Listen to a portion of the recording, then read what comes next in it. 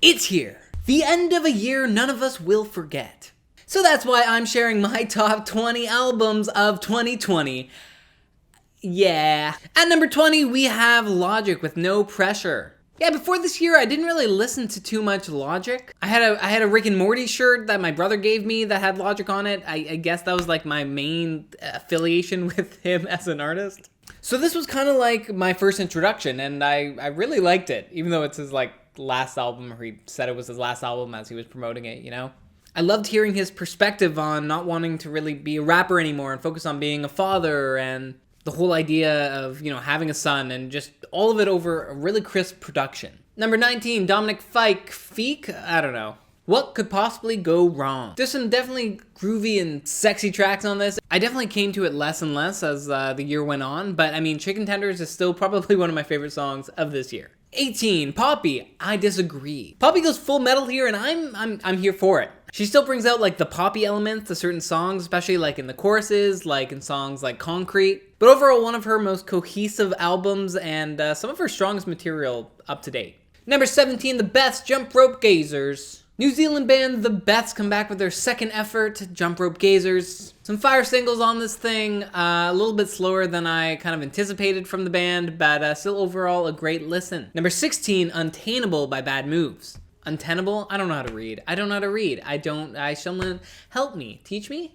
Teach me. Actually, someone suggested I listen to this album after watching my the Beths review, and I really dug it. There are some great power pop bangers on this thing. This band brings the energy so much. It was a fun discovery this year. Yeah, they really brought life to the power pop genre. I will say the album did kind of feel tiresome by the end of the album, but you know, it was still great. Number 15, Green Day, Father of All Mother Liquors.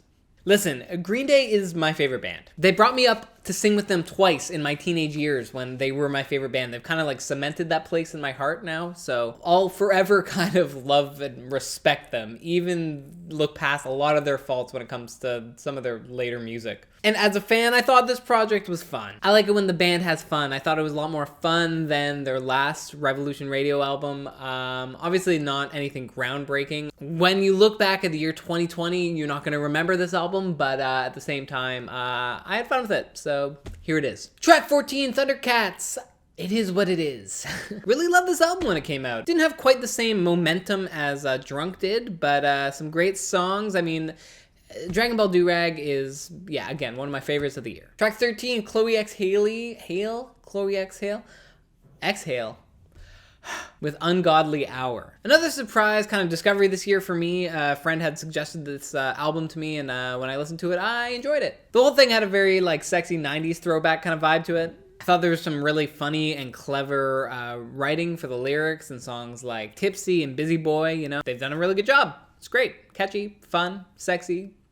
Number 12, Oliver Tree with Ugly is Beautiful. Oliver Tree's first full-length album did not disappoint. You know, there was a lot of familiar tracks on this thing, but bringing them all together really gave us something unique and something different to smile at this year. And I know I've mentioned this before in my own review, but the meshing of genres that he kind of puts into this thing really makes it stand out compared to a lot of other albums this year.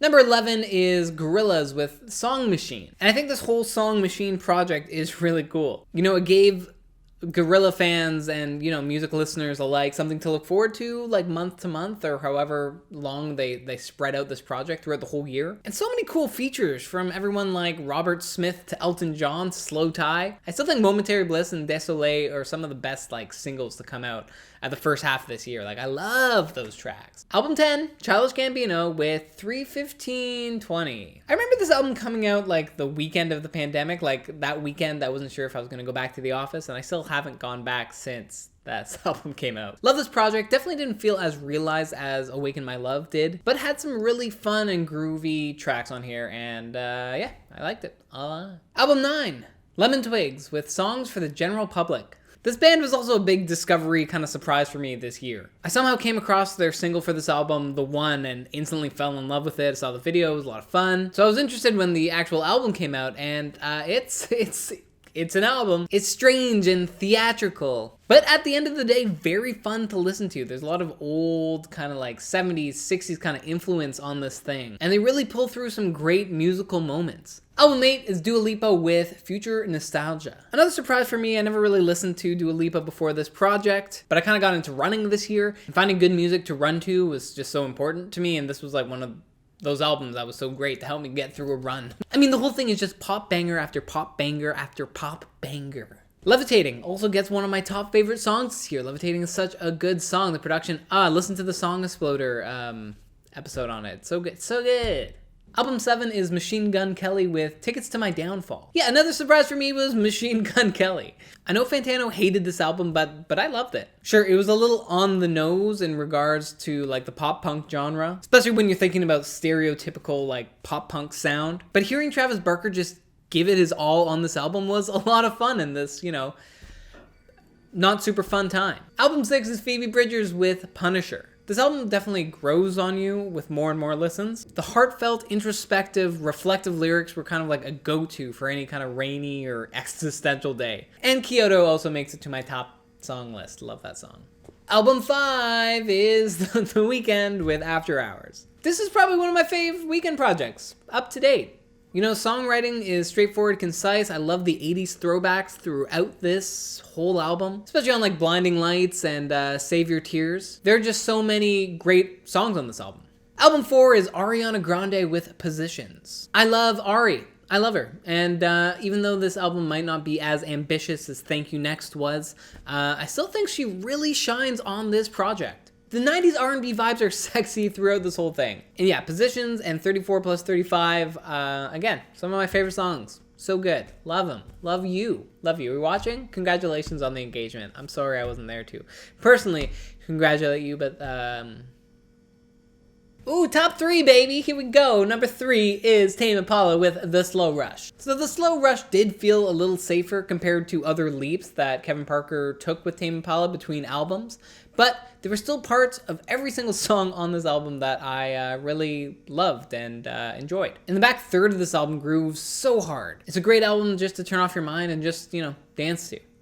Number 2, The Strokes with The New Abnormal. The Strokes are back, and they kind of set this precedent of this new abnormal, which is kind of funny because when the album came out, people were getting used to this new normal of being at home. Whoa. I love how they were able to bring in their old kind of classic Stroke sound that we all know and love, and also still bring in some new influences and some old influences, especially with some of the 80s throwbacks on this thing. Can't say much. I mean, I love the project. It's concise, it's great. Watch my review on it if you want to hear me talk more. And before we hit my number 1 album of the year, I just want to give a couple honorable mentions to some of my fave EPs this year. Really just 2 of them. We have Chromeo with The Quarantine Casanova and Pup with This Place Sucks Ass. Both EPs are so great and really show off what these 2 groups really do best. Also, Quarantine Casanova is very funny. If you want to just have a laugh, a retrospective laugh on this whole quarantine situation in a kind of fun and sexy way. Sexy, I don't know if it's sexy per se, but it's a great listen. It's worth your 20 minutes. And last but not least, we have Charli XCX with How I'm Feeling Now. Probably my favorite discovery of this whole year, because before this, I hadn't listened to much Charli XCX. I remember trying to give her a chance last year and not being in the right mood to listen to her stuff. So this album came out and really caught my eye because I also read that Charli pretty much wrote and recorded this whole thing while in lockdown, which was crazy because this album came out in like May 15th, which is kind of like just 2 months since the lockdown kind of started. So I gave it a listen and I loved it. I love the glitchy and kind of hyper-pop energy throughout this whole thing. And running, if you have tried to run to this album, do any sort of exercise, it keeps you going throughout the whole thing. It's just so much fun, and with every listen, you kind of discover something new, and it makes you go back to try to rediscover those new sounds that you hear with every listen. It's just so new, fresh, just intriguing, and I still enjoy every listen through that I go through with this album. It's fantastic. Fantastic. And yeah, hope you enjoyed this video. Maybe I'll look back at this in 20 years and be like, oh, those are the albums I listened to when I was that age. Cool. So yeah, Happy New Year. Subscribe. Who knows? I don't know what this channel will be. Who knows? Who knows what 2021 will bring? And until next time, Happy New Year and peace.